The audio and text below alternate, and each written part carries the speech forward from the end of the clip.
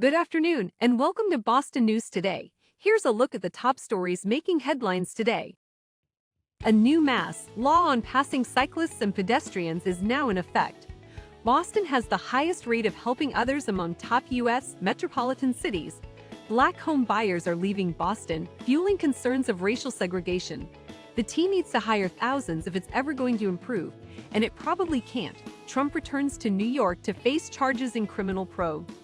Massachusetts drivers must be more mindful of vulnerable road users such as cyclists and pedestrians under a new state law that took hold Saturday. The legislation, signed earlier this year, sets boundaries around how much space motorists must give to others they share the road with.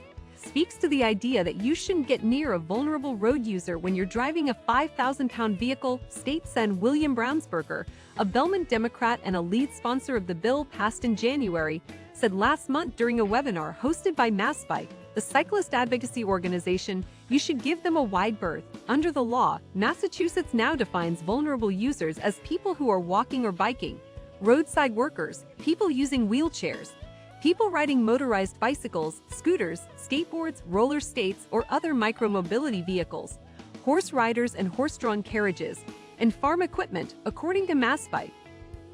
Bostonians are most helpful, according to a new survey released by AmeriCorps, the federal agency for national service and volunteerism, on Monday.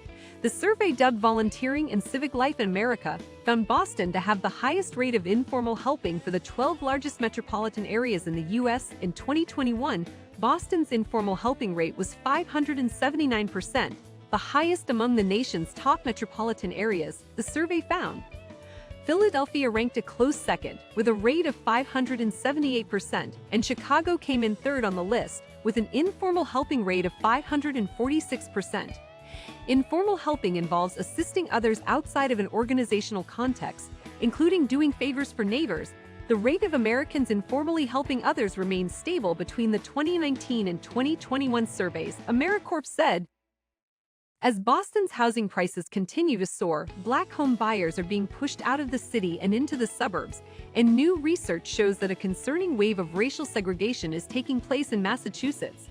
While statewide Black and Hispanic homeownership increased 49% to 62% between 2018 and 2021, this growth often took place in concentrated towns and cities outside Boston, despite residents' desires to stay.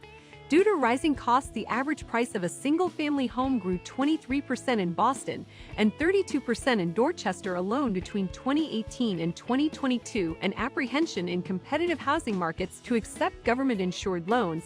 Black residents are moving out of Boston and into a select few areas.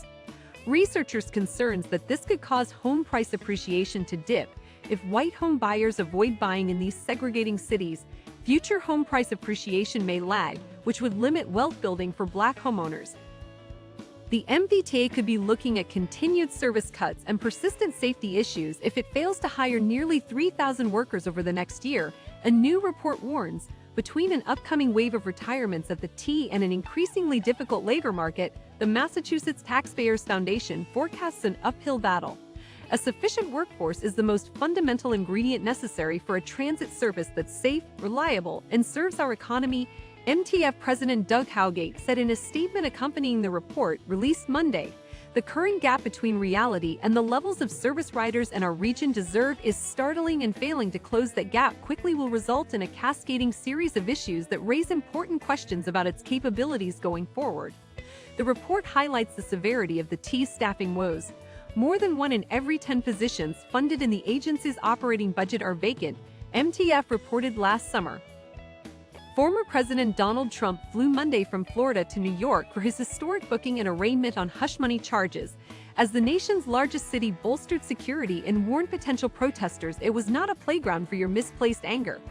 Trump's motorcade ride from his Mar-a-Lago club to his Boeing 757, emblazoned with his name in gold letters, was carried live on cable television. It took him past supporters waving banners and cheering, decrying the case against him.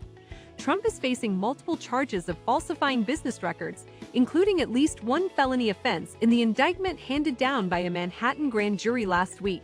It's an unprecedented chapter in American history, with Trump the first former president to face criminal charges.